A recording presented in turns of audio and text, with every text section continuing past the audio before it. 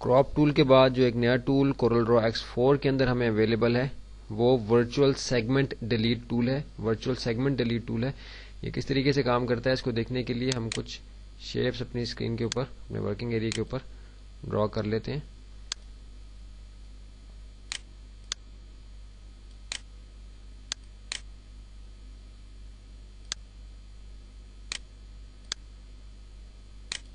ہم دیکھیں گے کہ ورچوئل سیگمنٹ ڈیلیٹ ٹول ہمیں کس طرح مدد کرتا ہے اس امیج کو ایک پراپر شکل دینے میں. ورچوئل سیگمنٹ ڈیلیٹ ٹول ہم نے یہاں سے سلیکٹ کر لیا ہے.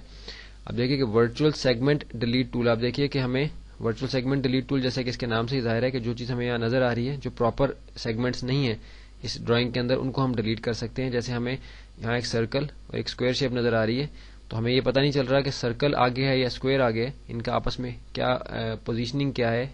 تو آپ دیکھیے کہ جس آبجیکٹ کو میں آگے دکھانا چاہتا ہوں اس کے سیگمنٹ کو کہ جو دوسرے آبجیکٹ کے اندر آ رہا ہے اس کو میں ڈیلیٹ کر دوں گا.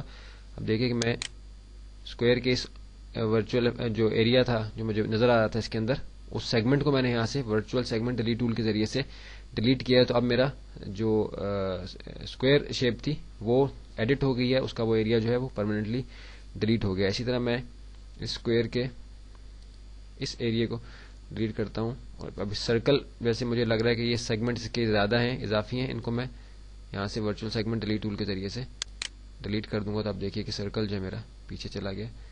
اب ادھر سے میں اس سیگمنٹ کو ڈیلیٹ کروں گا تو دیکھیے کہ سرکل میرا اس طرح پوزیشن مجھے لگ رہی ہے کہ اس کی. اب یہ ایریا جو ہے یہ پراپر نہیں لگ رہا یہ والا سیگمنٹ اسکوائر کا, تو اس کو بھی میں یہاں سے ڈیلیٹ کر دیتا ہوں. اب آپ دیکھیے کہ چند لمحے کے اندر یہ ساری جو ایک امپراپر ایک بیلنس تھا ان آبجیکٹس کا آپس میں وہ بالکل بیلنس ہو گیا ان سیگمنٹس کو ڈیلیٹ کرنے سے کہ جو اضافی تھے اس کے اندر. ورچوئل سیگمنٹ ڈیلیٹ ٹول کا یہی کام ہے. آپ دیکھ رہے ہیں کہ آپشن بار کے اندر ہمیں کوئی مزید آپشنس کے ساتھ اویلیبل نہیں ہے. تو یہ تھا ہمارا ورچوئل سیگمنٹ ڈیلیٹ ٹول جو کہ ایک نیا ٹول کورل ڈرا X4 کے اندر شامل کیا گیا ہے.